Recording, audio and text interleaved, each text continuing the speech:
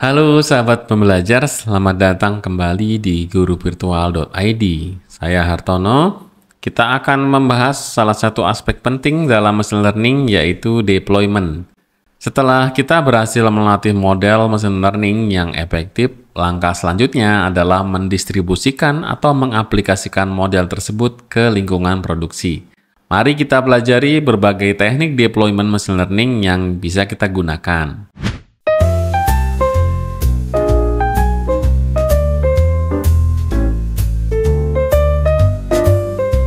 Deployment adalah proses menempatkan model machine learning yang sudah dilatih ke dalam sistem atau aplikasi yang dapat diakses dan digunakan oleh pengguna.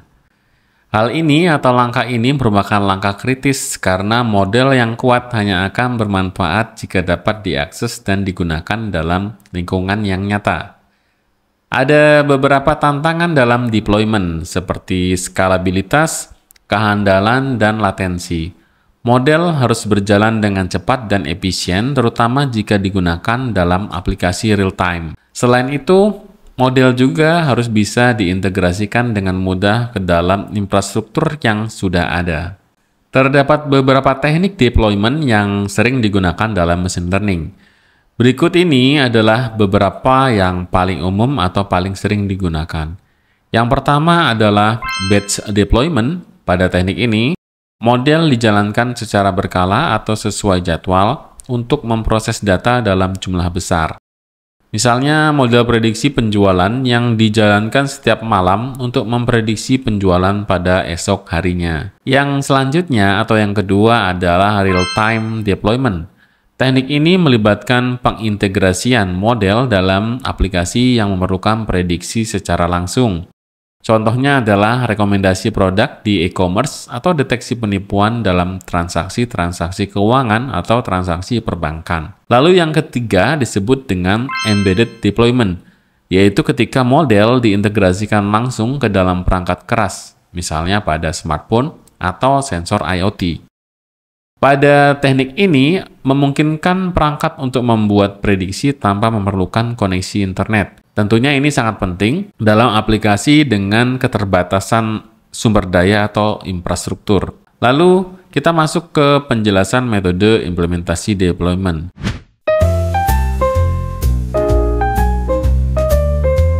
Setelah memilih teknik deployment yang sesuai, kita perlu mempertimbangkan metode implementasi yang paling efektif. Beberapa metode yang populer antara lain adalah sebagai berikut. Yang pertama adalah API deployment.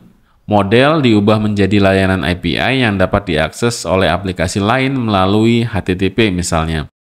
Metode ini fleksibel dan memungkinkan integrasi yang mudah dengan berbagai platform. Contoh populer adalah menggunakan Flash atau Fast API untuk membuat RESTful API dari model machine learning. Yang berikutnya adalah Dockerization, atau model dikemas dalam kontainer Docker yang berisi semua dependensi yang diperlukan. Dengan ini, model bisa dijalankan di berbagai lingkungan tanpa kita khawatir tentang perbedaan konfigurasi. Dockerization sangat membantu dalam memastikan konsistensi antara lingkungan deployment dan lingkungan production.